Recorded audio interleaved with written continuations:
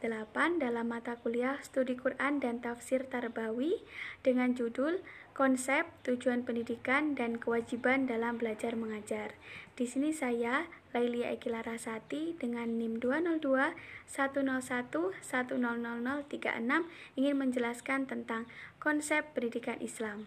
Pada dasarnya, konsep pendidikan Islam mencakup seluruh tujuan pendidikan yang pada saat ini diserukan oleh bangsa Barat, bahkan diserukan oleh negara-negara lain. Lebih dari itu, pendidikan Islam adalah satu-satunya konsep pendidikan Islam yang menjadikan makna dan tujuan pendidikan lebih tinggi, sehingga mengarahkan manusia kepada visi ideal dan menjauhkan manusia dari ketergelinciran dan penyimpangan. Karena Islamlah pendidikan memiliki visi sebagai pelayanan kemanusiaan dalam mewujudkan kebahagiaan individu dan masyarakat. Artinya, Islam akan berhasil mewujudkan tujuan pendidikan yang selama ini menjadi obsesi tokoh pendidikan Barat. Nah, konsep pendidikan Islam dibagi menjadi dua, yaitu yang pertama, konsep pendidikan Islam tentang aktualisasi diri, yaitu ketika Allah memerintahkan kepada manusia untuk menyembahnya, Allah memberi bekal kemampuan untuk manusia membedakan mana yang baik dan yang buruk. Yang kedua, Allah membiarkan ajang kompetisi dalam kebaikan agar manusia saling berlomba-lomba dalam kebaikan. Yang ketiga, Allah menjadikan penghambaan dan ketaatan manusia kepadanya sebagai tujuan tertinggi. Hanya itulah yang menjadi tolak ukur aktualisasi diri dalam Islam, sehingga jelaslah mana aktualisasi yang tepat dan yang tidak tepat. Yang keempat, beberapa ayat menjelaskan pentingnya manusia beraktivitas atau bekerja sesuai dengan kesiapan dirinya. Artinya, setiap manusia memiliki kesiapan-kesiapan untuk memperoleh petunjuk Allah. Nah, konsep pendidikan yang kedua ini yaitu konsep pendidikan Islam tentang perkembangan. Nah, konsep pendidikan Islam tentang perkembangan yang pertama yaitu tentang perkembangan jasmani.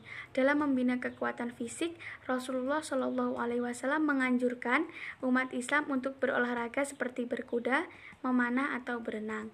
Nah, yang kedua, konsep pendidikan Islam tentang perkembangan akal dalam pandangan Islam.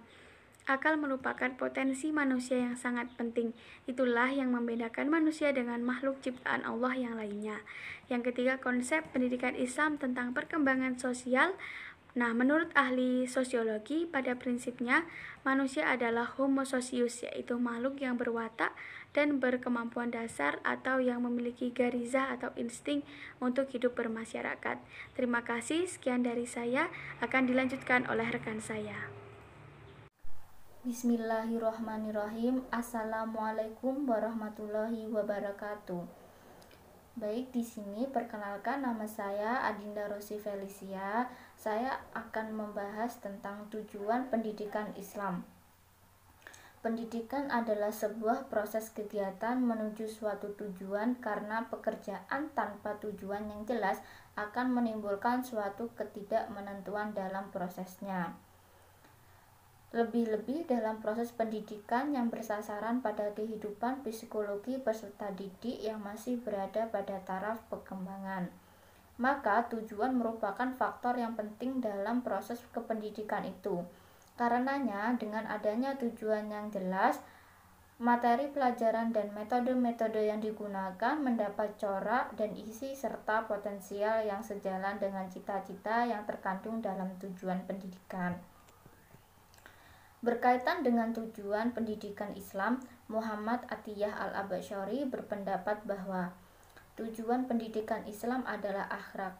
Menurutnya, pendidikan budi pekerti merupakan jiwa dari pendidikan Islam. Islam telah memberi kesimpulan bahwa pendidikan budi pekerti dan akhlak adalah ruh atau jiwa pendidikan Islam.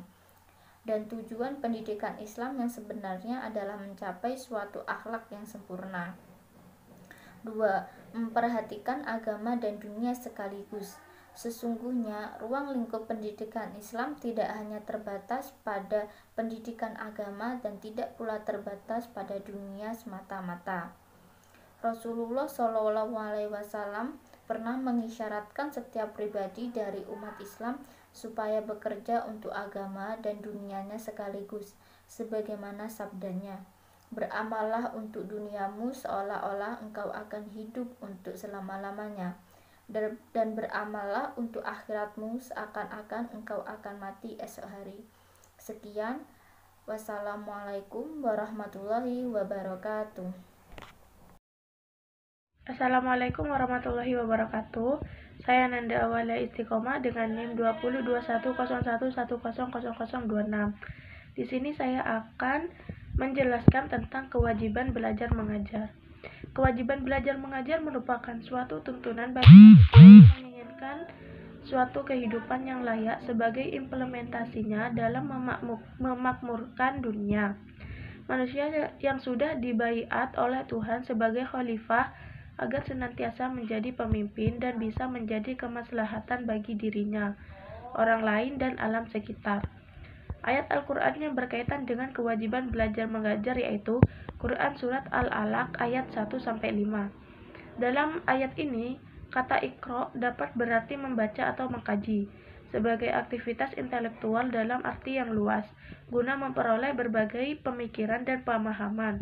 Tetapi segala pemikiran itu tidak boleh lepas dari akidah Islam, karena Iqra haruslah dengan Bismi Rabbika.